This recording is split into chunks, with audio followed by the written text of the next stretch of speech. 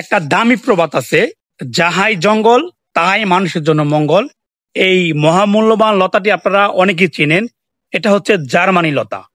এটাকে অনেক এলাকার স্থানীয় ভাষায় রিফিউজি লতা নামও চেনেন। এর বৈজ্ঞানিক নাম হচ্ছে মিকানিয়া মিশ্রান্থা।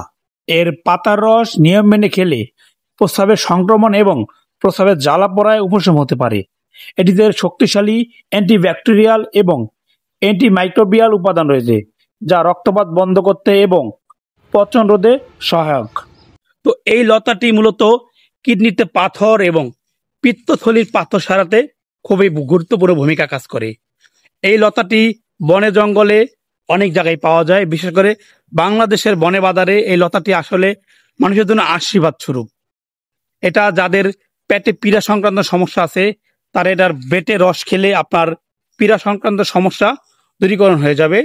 তাই যেখানে এই মহামূল্যবান লতাটি দেখবেন, আপনারা সংগ্রহ করতে ভুলবেন না।